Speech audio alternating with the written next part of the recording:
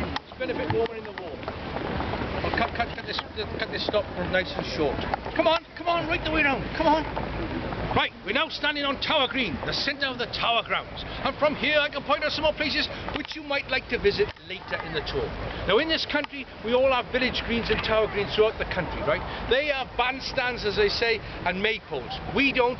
We have a private scaffold site. I'll describe it to you later. Now down here to your left, on this cobblestone path, is the entrance to the famous Bloody Tower. In there you will see the displays of the two boy princes. Sir Walter Raleigh, The History of the World, his book. And also you will see how the portcullis and drop gate is assembled, right? You'll see the ropes and everything. And believe me, they still work to this day. Now moving to the right there, you can see some houses with blue doors, okay? They are home to Yeoman Water College. In fact, can you see the third blue door from the left? The one with the large white surround? Can you see it? That's probably the most famous and haunted place in the Tower of London. Why? That's where I live. And why is it haunted? My wife lives with me. No, I love her dearly, I love her dearly. She's got the Christmas tree lit, I have to tell her off. Now, if you move to the right, then you see this tall, perfectly preserved, black and white building, Tudor building in fact, known as the Queen's House. It was actually built as a wedding present for Anne Boleyn. Unfortunately, she was executed in 1536, okay, but that wasn't completed till 1539. However, it is reputed that she spent her last night there before being executed here, and the bedroom, ladies, that she slept in is reputedly to be haunted, okay, haunted. Another famous prisoner there was the fifth wife of King Henry VIII, Queen Catherine. Another famous gentleman to be held on the top floor for his offensive writings, some of you may have heard of him, was a gentleman by the name of William Penn. Whilst he wrote his controversial pamphlet, No Cross, No Crown. He was only released on the condition that he leave this country. And so he crossed the Atlantic and founded his now famous Quaker colony known as Pennsylvania, which is named in honour of his farm. Another chap to be held there for 3 days in May 1941 was Rudolf Hess, Deputy Führer of Nazi Germany. He, of course, eventually ended up in Spandau prison in Berlin. Now, moving around here now, this behind me here is the Beauchamp Tower. In there are over 80 inscriptions carved into the stonework like graffiti by prisoners, some dating back over 450 years. Well worth a visit. This blue door directly behind me is that of our tower doctor, okay? Yes, there are 125 people living in the Tower of London today, 125, okay? And that's our tower doctor. But don't need to worry, should he fail, the door to the right belongs to the tower chaplain. And up here then, as I say, to my left, we have the Chapel Royal of St. Peter ad Vincula, which we shall be going into very shortly. Over there, we have the newest building in the Tower of London. It is called the Waterloo Block. It was built in 1845 as a barracks for the 1,000 soldiers of the Tower garrison, built on the site of the Grand Star, in fact, which was destroyed by fire in 1841. Today, it houses the crown jewels and royal regalia, an entrance to which is underneath that black and gold clock there, just to the right of the sentry there, where those three gentlemen, I believe, are going into now. Now when you go in there, ladies, please have a look at the crown jewels. They're all original and real. Then what I'd like you to do is take out your left hand, look at the fourth finger and the stone that's on it, and look at the gentleman who's put beside it. But you don't have to worry, we're selling them off at the moment, 2 for the price of 1. At the far end of the square, we have the Museum of the Royal Regiment of Fusiliers, famous infantry regiment of the British Army, founded here in the Tower of London in 1685. And now I'll move round to my right here quickly as I come on, we get the big phone. Here we have, as I say, the private execution site. Not to be confused with the public execution site outside the tower, up on Tower Hill, which I described earlier. To be executed here, you had to be very well connected. The first to be executed here, as I say, in 1536, was Queen Anne Boleyn, the second wife of King Henry VIII. She was held here for the last 18 days of her life on charges of incest and adultery with her brother and for making fun of the king's clothes.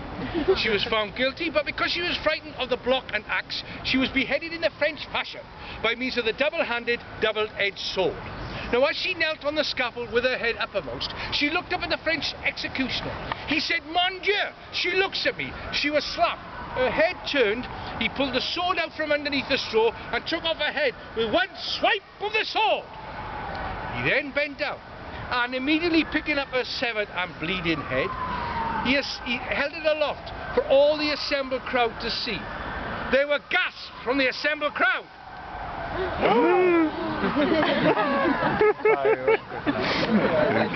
There were even louder gasps from the assembled crowd. Because they noticed that her lips were still moving in prayer and her eyes were gazing all around the crowd. He was that quick. 5 years later, in 1541, it was the turn of Margaret Pole, an 80-year-old Plantagenet princess, right? An aunt of King Henry VIII. As she knelt on the scaffold, okay, the executioner brought down his axe. He slightly missed and caught her across the shoulder. She got up and ran away. But don't worry, he chased after her and lopped off her head with his sword. The following year, in 1542, the axe was to fall twice. First on Queen Catherine Howard, 5th wife of King Henry VIII. She was tried and found guilty of adultery. As she stood on that scaffold, she declared, "I die the Queen of England, but I would prefer to die the wife of Thomas Culpeper." The Queen's lover, Thomas Culpeper, was taken to Tyburn near Marble Arch, where he was hanged, drawn, cut from here to here, and his entrails pulled out, and quartered, hung, drawn and quartered. And those parts of his body were sent to all parts of the kingdom. On the same day, on the same spot, it was the turn of Jane Boleyn, widow of Anne Boleyn's brother and a lady-in-waiting to the Queen. It is claimed she had full knowledge of the Queen's illicit affair, but had deliberately concealed it from the King. Now, 12 years later, in 1554, the axe was to fall on Lady Jane Grey.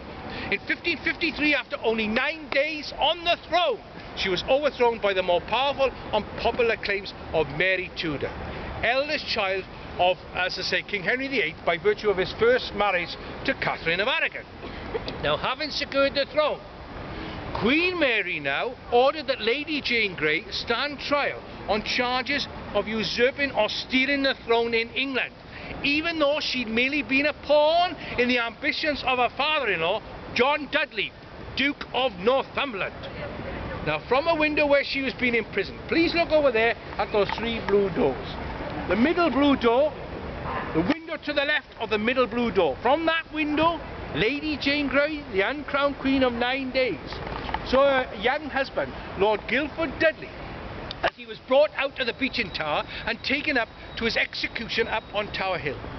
Later, she would see his headless corpse in its coffin as it was returned to the tower before being buried in the Chapel Royal. Within 1 hour, this young lady, who had recently celebrated her 17th birthday in prison, would be brought out and executed here before being buried alongside her husband. I'll point it out to you later. Now, the last to be executed here in 1601 was Robert Devereux, 2nd Earl of Essex, and a great friend of Queen Elizabeth I. He was sent to command a military expedition, but finding difficulties from all stages, he returned home without permission and became the centre of a plot to overthrow the aging Queen Elizabeth I. And now, ladies and gentlemen, we're about to enter the Chapel Royal of St. Peter ad Vincula. Nice and warm in there, okay? Lovely and warm in there. May I remind you that it is still a place of divine worship. So, gentlemen, if your religion permits, would you kindly please remove your headdress? There is to be no eating, drinking, smoking or photography inside. And if you have one of those instruments of the devil, the mobile phone, please turn it off now. Or better still, throw it into the River Thames. Ladies, you can give me your telephone number first. Now, as we got just a second, wait for it. Wait for it. As we enter the doorway of the chapel, please be aware there is a small step in the doorway, all right, for 1.5 inches high. It has been there for 700 years. It will be there when you go in, and it will be there when you come out, okay? It is said to be haunted and has a tendency to rise up and trip up the unwary. Ladies, again, you do not have to worry. I shall be there like a coiled spring to catch you should you slip up. Gentlemen, you fall where you drop. Come on, let's get them.